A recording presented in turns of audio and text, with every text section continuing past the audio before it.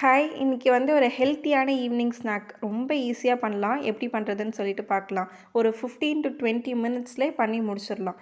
இது பண்ணுறதுக்கு வந்து பன்னீர் வீட்ல இருந்தே செஞ்சதோ, இல்ல கடையில வாங்குனது எது வேணா ஒரு 20, 30 கியூப்ஸ் சேர்த்துக்கோங்க. இதுக்கு வந்து ஒரு 1/4 கப் அளவுக்கு தயிரும், புதினாவும் சேர்த்து நல்லா பிளெண்ட் பண்ணிக்கலாம். நான் இன்னைக்கு லெமன், கார்லிக்லாம் என் ஃப்ளேவருக்காக ஆட் பண்ணியிருக்கேன். உங்களுக்கு கார்லிக் வேண்டான்னா ஸ்கிப் கூட பண்ணிக்கோங்க. அண்ட் காரத்துக்கு வந்து ஒரே ஒரு ரெட் சில்லி மட்டும் ஆட் பண்ணி, சால்ட் ஆட் பண்ணி நல்லா வந்து பிளெண்ட் பண்ணி வச்சுக்கோங்க. இப்போ இது கூட ஸ்லைஸ் பண்ண துருவின கேரட்டும், சாப் பண்ண ஆனியன்ஸும் சேர்த்து நம்ம ஆல்ரெடி பண்ணி வச்சுருக்கோம்ல பன்னீர் பேஸ்ட், அது கிட்டத்தட்ட மயனஸ் அந்த ஃப்ளேவரில் தான் இருக்கும். அதையும் சேர்த்து மிக்ஸ் பண்ணி வச்சுருங்க. இப்போ வந்து ப்ரெட்டில் வந்து இதை ஃபில் பண்ணிவிட்டு கார்னும் சீஸும் ஆட் பண்ணி டோஸ்ட் பண்ணி எடுத்திங்கன்னா சூப்பர் ஹெல்த்தியான பிரேக்ஃபாஸ்ட் வந்து ரெடி ஆகிடும். இது நீங்கள் பிரேக்ஃபாஸ்ட்டாக சாப்பிட்லாம், ஈவினிங் ஸ்நாக் எதுவாக வேணால் சாப்பிட்லாம்.